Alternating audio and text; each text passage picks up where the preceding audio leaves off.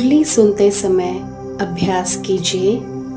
मैं आत्मा godly student हूँ। ईश्वरीय यूनिवर्सिटी में सुप्रीम टीचर शिव बाबा मुझे पढ़ा रहे हैं। ओम शांति। 25 जनवरी 2022। प्रस्तुत हैं सुख सागर बाबा के ज्ञान रत्न। मीठे बच्चे, ये तुम्हारी वानप्रस्थ अवस्था है, इसलिए एक बाप को याद करना है, निर्वाण धाम में चलने की तैयारी करनी है। प्रश्न: बाप के पास किस बात का भेद नहीं है? उत्तर: गरीब व साहूकार का हर एक को पुरुषार्थ से अपना ऊंच पद पाने का अधिकार है।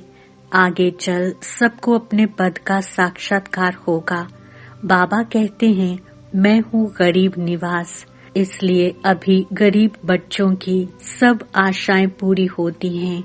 ये अंतिम समय है, किसकी दबी रहेगी धूल में। जो बाप को इंश्योर करते हैं उनका सफल होता है।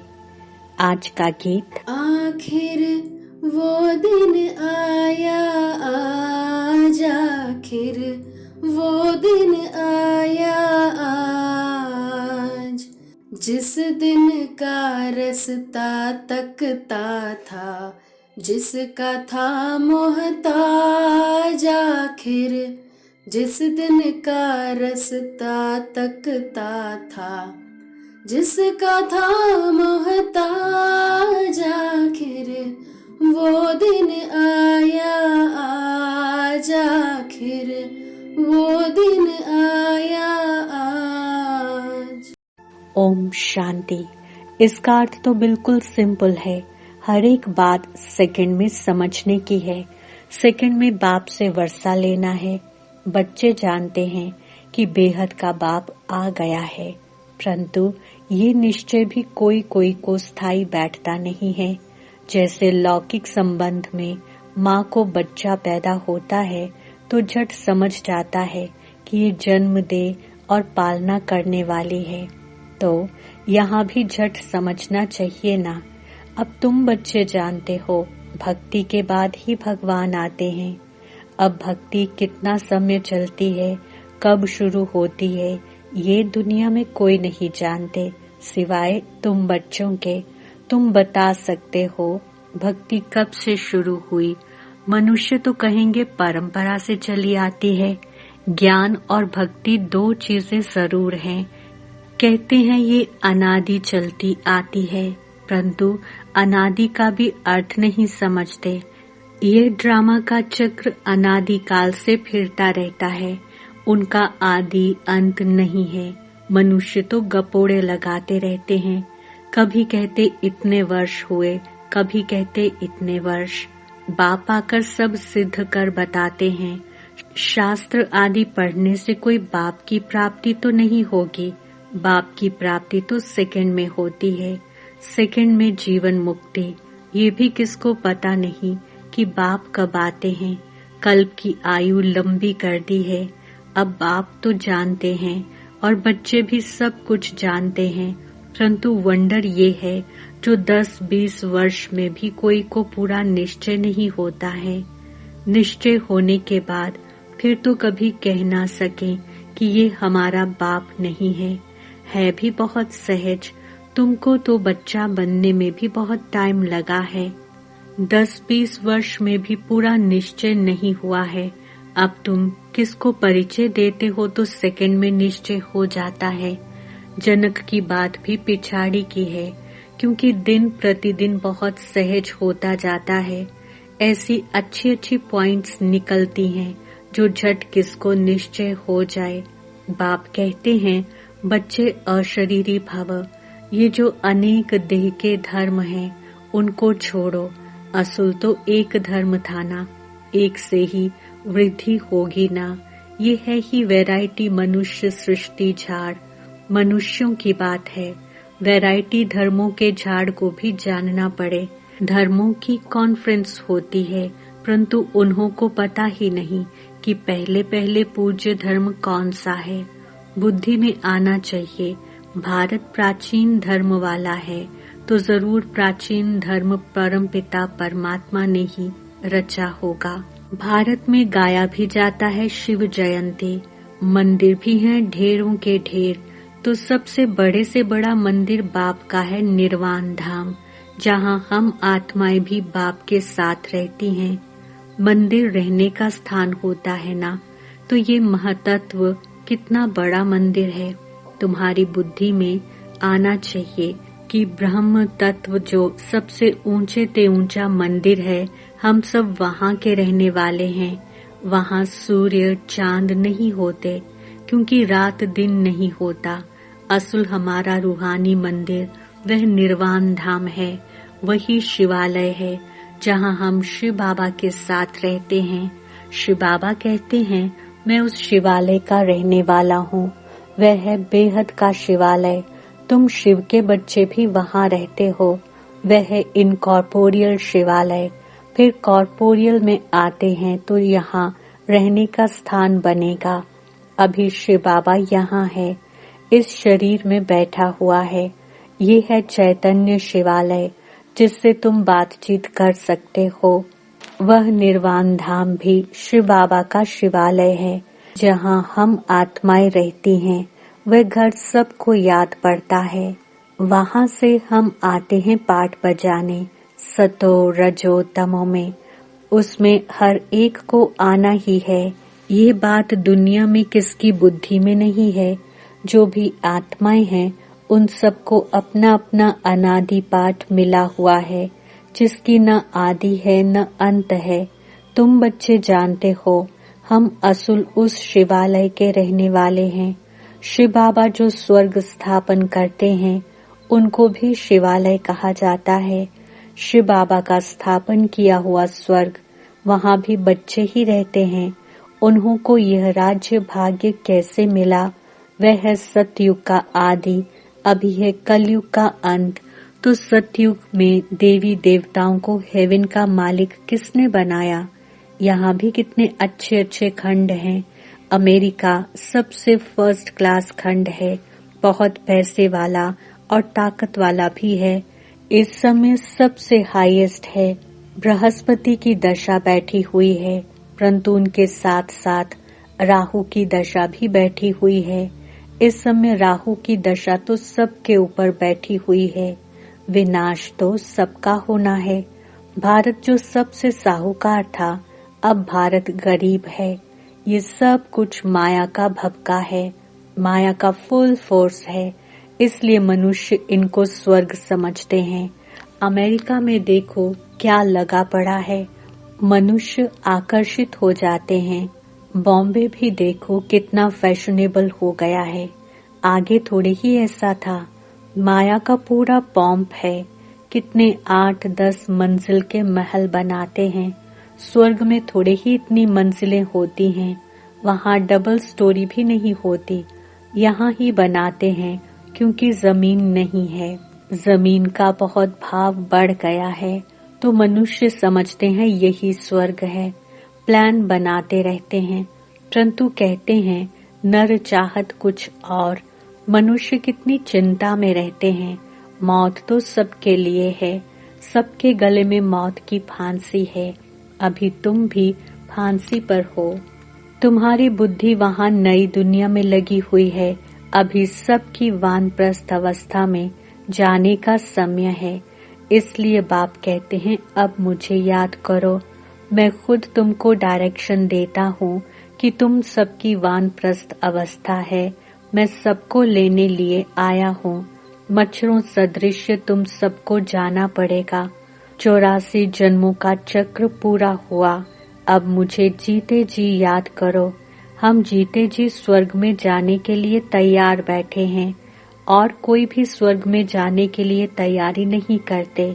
अगर स्वर्ग जाने की खुशी हो तो फिर बीमारी में दवाई आदि भी न करें। तुम जानते हो वह स्वर्ग में तो जाते नहीं हैं। अब हम स्वीट होम में जा रहे हैं।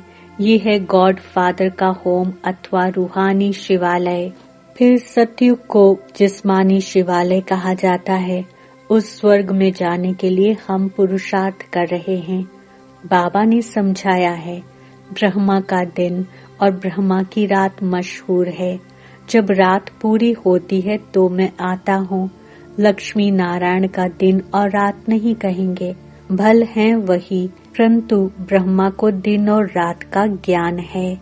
वहाँ लक्ष्मी नारायण को ये ज्ञान नहीं, इसलिए ब्रह्मा और ब्राह्मण ब्राह्मणियां समझते हैं कि शिव की रात्रि कब होती है। दुनिया तो इन बातों को नहीं जानती। शिव है निराकार, वे कैसे आए ये भी पूछना पड़े ना। शिव जयंती पर तुम बहुत सर्विस कर सकते हो। राजधानी स्थापन हो रही है। अभी बहुत छोटा झाड़ है और इस झाड़ को तूफान आते हैं और झाड़ों को इतने तूफान नहीं आते। उसमें तो एक के पिछाड़ी और सब आते जाते हैं। यहाँ तुम्हारा नया जन्म है। माया के तूफान भी सामने खड़े हैं और किसको तूफान का सामना नहीं करना पड़ता। यहाँ धर्म की स्थापना में माया के तूफान आते हैं। बहुत ऊंची मंजिल है। विश्व का बादशाह बनना कोई नई बात नहीं है। अनेक बार तुमने इस तूफान से पार होकर अपना राज्य भाग्य लिया है। जो जिस रीति पुरुषार्थ करता है उनका साक्षात्कार होता जाता है। जितना आगे चलेंगे तुमको साक्षात्कार होगा कि ये कौन सा पद पाएंगे। मालूम तो पड़ता है ना कि ये कैसा पुरुषार्थ करता है। गरीब अथवा साहूकार की बात नहीं है।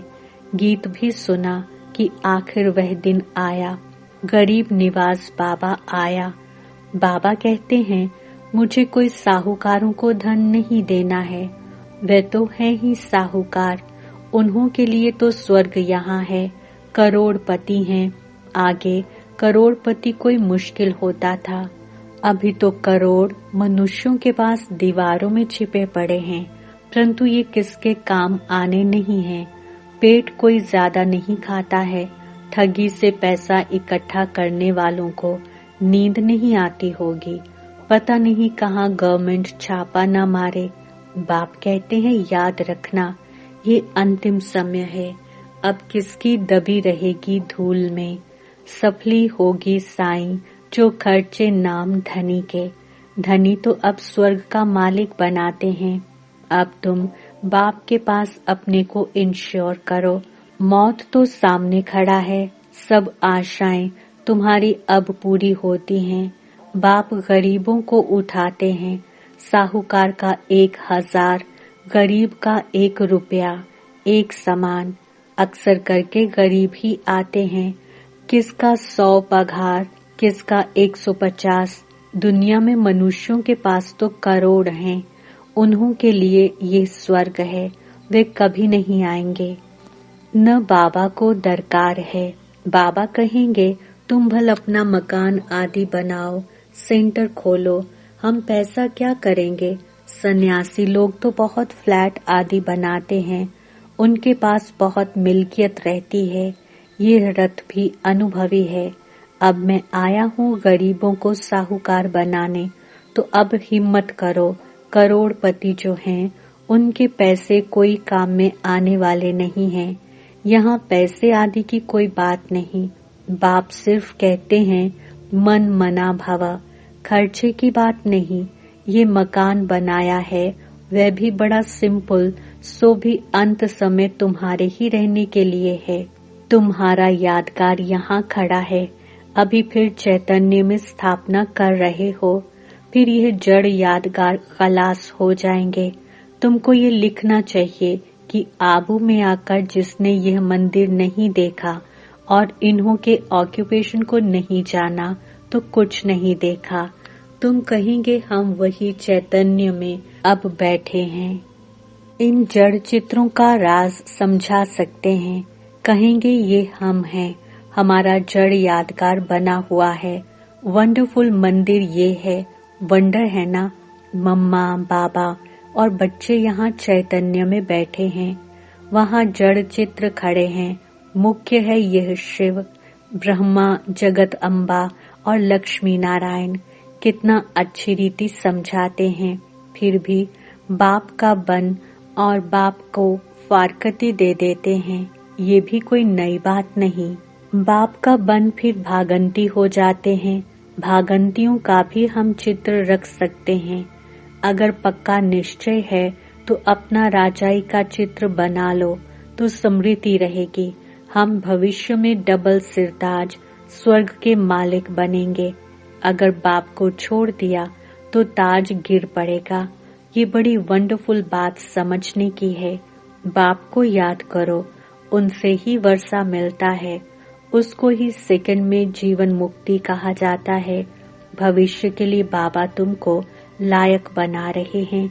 मनुष्य दान पुण्य करते हैं दूसरे जन्म के लिए, वह है अल्पकाल की प्राप्ति। तुम्हारी तो इस पढ़ाई से भविष्य 21 जन्मों के लिए प्रारब्ध बनती है। कोई इस मात पिता की आज्ञा पर पूरा चले तो एकदम तर जाए। मात पिता भी खुश होंगे। अमल में नहीं लाते हो तो पद भी कम हो जाता है। शिव बाबा कहते हैं मैं निष्कामी हूँ, अभोक्ता हूँ। मैं ये टोली आदि कुछ भी नहीं खाता हूँ। विश्व की बादशाही भी तुम्हारे लिए है, ये खान पान भी तुम्हारे लिए है। मैं तो सर्वेंट हूँ, मेरे आने का टाइम भी मुकर्रर है। कल्प कल्प अपने बच्चों को राज्य भाग्य देकर मैं निर्वाण धाम में बैठ जाता हूँ। बाप को शल कोई न भूले। बाप तो तुमको स्वर्ग की बादशाही देने आए हैं, तो भी तुम उनको भूल जाते हो। किसको बाप का परिचय देने का भी बहुत सहज तरीका बताया है। पूछो, परमपिता परमात्मा से आपका क्या संबंध है? प्रजापिता ब्रह्मा से आपका क्या संबंध है? दोनों बाप हैं। वह निराकार, यह साकार। बाप को सर्वव्यापी कहने से वर्षा कैसे मिलेगा? श्रीमत भगवान की मिलती है। श्रीमत से ही तुम श्रेष्ठ से श्रेष्ठ बनते हो। अच्छा मीठे मीठे सिक्के लगे हमारे बच्चों फिरता है। हमारे बाप दादा का याद प्यार और गुणगान। रूहानी बाप की रूहानी बच्चों को नमस्ते। हम रूहानी बच्चों की रूहानी बाप दादा को याद, प्यार, गुड मॉर्निंग, नमस्ते और बहुत बहुत शुक्रिया। धारणा के लिए मुख्य सार। पहला पॉइंट, माया के तूफानों को पार करते हुए बाप से पूरा पूरा वर्षा लेना है। माता पिता की आज्ञाओं को अमल में लाना है। दूसरा, पुरानी दुनिया को भूल नई दुनिया को याद करना है। मौत के पहले बाप के पास स्वयं को इंश्योर कर देना है। वरदान, बालक सो मालिक की सीढ़ी चढ़ने और उतरने वाले बेफिक्र डबल लाइट भव। स्पष्टीकरण, सदा यह स्मृति रहे कि मालिक के साथ बालक भी हैं और बालक के साथ मालिक भी हैं। बालक बनने से सदा बेफिक्र डबल लाइट रहेंगे और मालिक अनुभव करने से मालिकपन का रूहानी नशा रहेगा। राय देने के समय मालिक और जब मेजॉरिटी फाइनल करते हैं तो उस समय बालक, यह बालक और मालिक बनने की भी एक सीढ़ी है। ये सीढ़ी कभी चढ़ो कभी उतरो, कभी बालक बन जाओ कभी मालिक बन जाओ, तो किसी भी प्रकार का बोझ नहीं रहेगा। स्लोगन, जो पुरुष अर्थात आत्मा समझ रथ अर्थात शरीर द्वारा कार्य कराते हैं वही सच्चे पुरुषार्थी हैं। ओम शांति। लवलीन स्थिति का अनुभव करो। सेवा व स्वयं की चढ़ती कला में सफलता का मुख्य आधार है एक बाप से अटूट प्यार। बाप के सिवाय और कुछ दिखाई न दे। संकल्प में भी बाबा, बोल में भी बाबा, कर्म में भी बाप का साथ। ऐसी लवलीन स्थिति में रह एक शब्द भी बोलेंगे तो वह स्नेह के बोल दूसरी आत्मा को भी स्नेह में बांध देंगे। ऐसी लवलीन आत्मा का एक बाबा शब्द ही जादू मंत्र का काम करेगा। ओम शांति।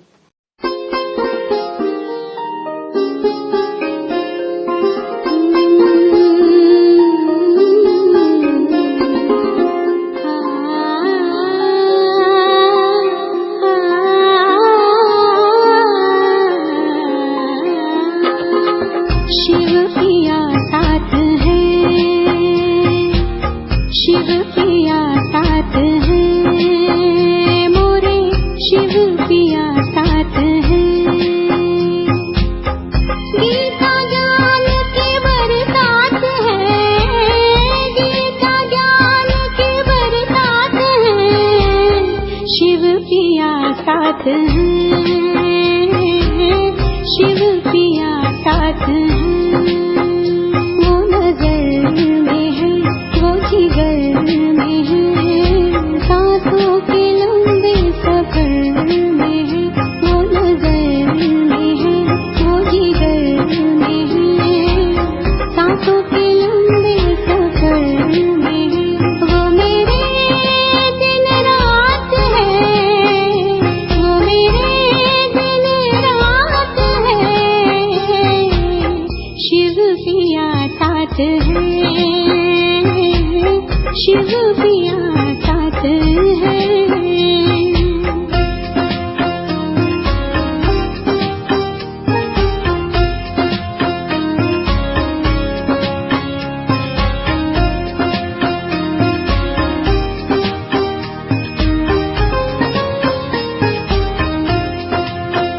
ये गंगा जल